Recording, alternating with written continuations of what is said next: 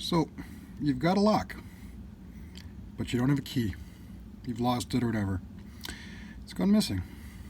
But you want a key. You don't want to buy another $15 lock to replace it with.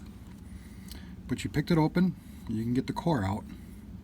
It's a good start. This is a wafer lock. You got the little wafers in here. Now, start out, you need to find the right blank. Now, with this blank, I can use either Y11 or the same blank, a little different. It's called it's a 1502 or 1502. But you can see when you put the blank in, the wafers are all up and down different sizes. Here's a key already made for this lock, but I'll make another one for it. You can see you want the wafers thin all the way around. This bottom one, forget about that, that's your locking retainer wafer. But when you want to put the lock in, or when you put the key in, the lock, obviously when those wafers are up and down, they're intruding on it, removing the core, moving inside the body of the rest of the lock. But you want to make a key, you'll need a few things. One thing I do is, just to help with some pictures, I have already take a Sharpie, I mark that, and then I take a little punch, this is like a little scribe, and I've marked on top of the key, and you can just sort of see where those key marks have been at. Then I went and took a line and just drew them kind of straight up, following where those lines are. Now as I put the key back in, I can look at my depth, and I know this one's at the tip is fairly deep. So I start at one end and just kind of work my way, taking little bites at a time. So if I take that little tip one, and then one thing I do is nice, you can use a file, but I also have a Lishi key cutter. I can come in here, we can take a little cut out of here. It's a fairly deep cut, so we'll have to end up doing it a couple times. Insert it.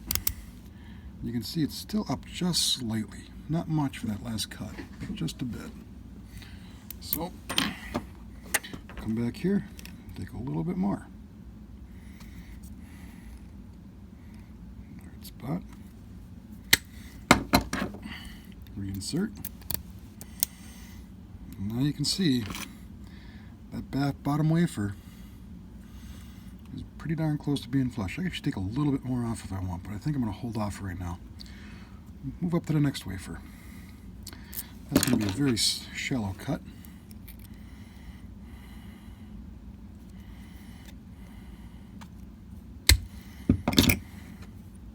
Reinsert into the lock. And we have 2 out of the 3 already set to go. Third cut. It's a little deeper than the last one we just did, so if I look in here, maybe a little bit here.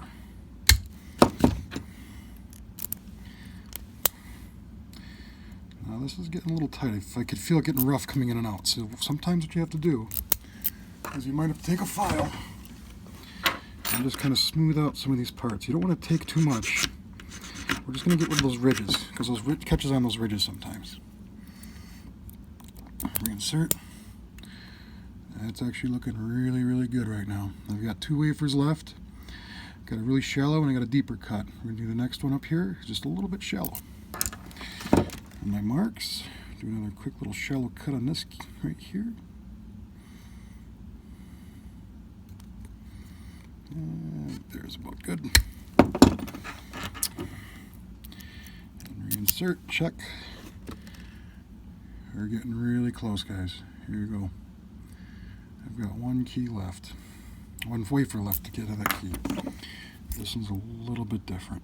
A little bit deeper. So I'll try here. It's always it's a little easier to start take a little nip at a time. And I got really lucky on that. I think I took a little bit much out, but so that's where we're at. This back wafer again is a retaining wafer. So if I replace this back in the core, oops, I'm putting it the wrong way. I have to get the retaining wafer picked in. That's in there. Give it a test, and we have a working key for this lock. A little stiff there. Again, you can see it's not. When I put the Y11 back in there, now I'm going to have to file this down a little bit, make it a little more smoother, just for the key's sake, so it doesn't grab as much. But I'm not doing much, we're just taking those sharp edges off.